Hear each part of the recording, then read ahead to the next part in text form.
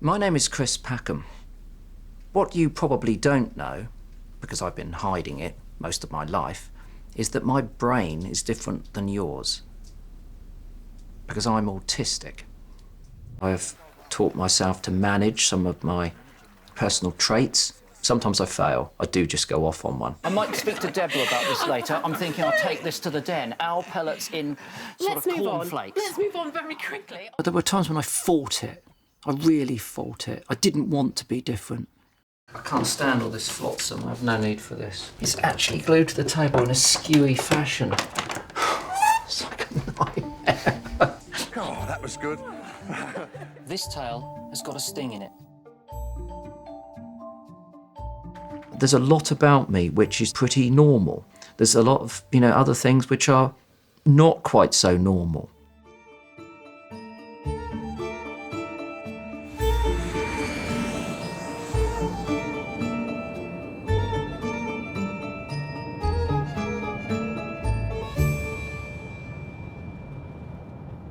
TMS, transcranial magnetic stimulation, which is being investigated in the treatment of autistic people to see if it can modify their behaviour.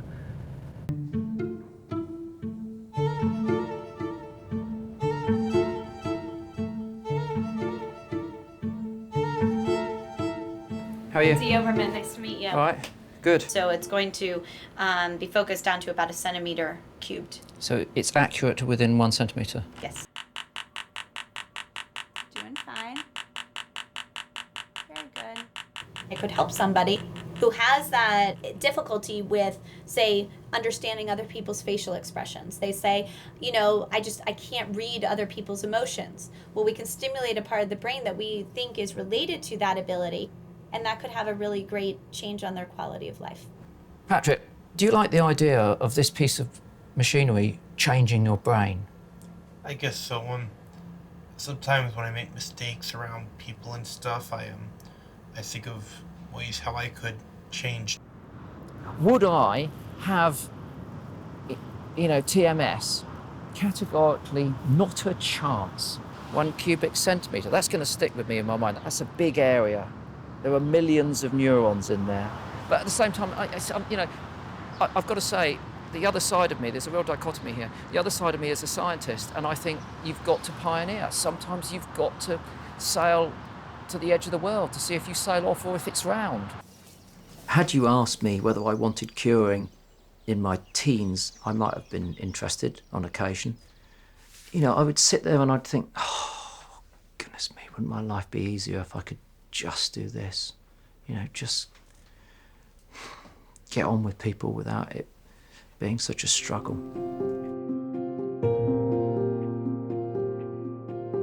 What made me upset was I didn't understand it. I didn't understand why that I was getting picked on and excluded. It was the confusion, that was the agony. If you're isolated, then it's harder for you to find help when you need it.